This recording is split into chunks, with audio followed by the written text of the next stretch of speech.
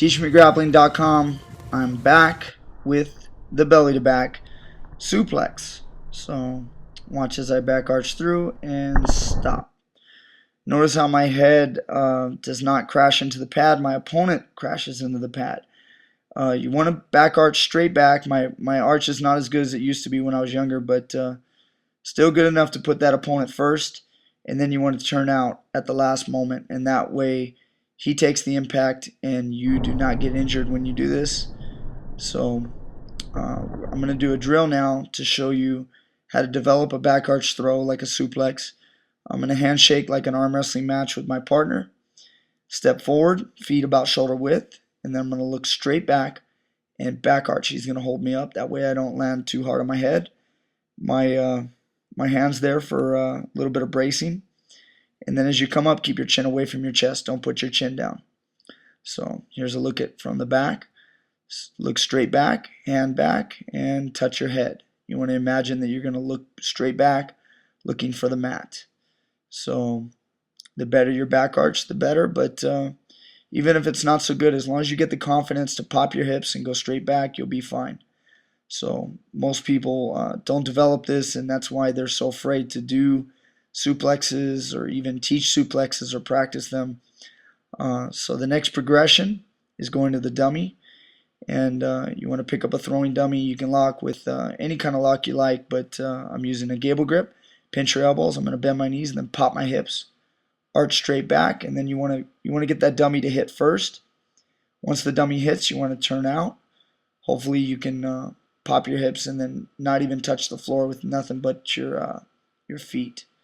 So explode and do all the damage on the dummy before you try this on a partner. So once you're ready, you want to progress to a crash pad. Okay, I'm going to show you what you want your partner to do. Chin down, no head up. If they put their head up, they're going to hit the back of their head or the top of their head. So they can cross their arms across the chest.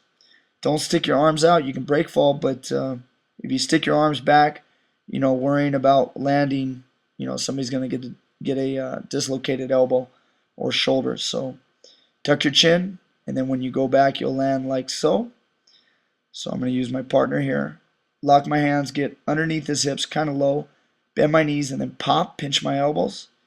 And that way, when I pop my hips, throw my arms over my head, and that way he lands and takes the impact, and I do not. So it's nice to have a crash pad. That way you can throw hard and experience what it's like to throw someone without injuring your buddies. So I definitely recommend using a crash pad instead of a regular wrestling mat. So here's some entries. I'm going to show some go behinds like a duck under, straight into the suplex, the belly to back. So you want to train this way. You always want to drill. Talk about drilling a lot. You want to drill your techniques from start to finish. Practice your entry, arm drag, go behind, and hip hop and suplex.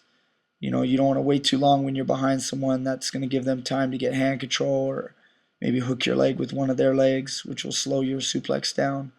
So here's a throw by with an underhook. Pop your hips, look straight back, and then turn out at the last moment. Don't turn out early.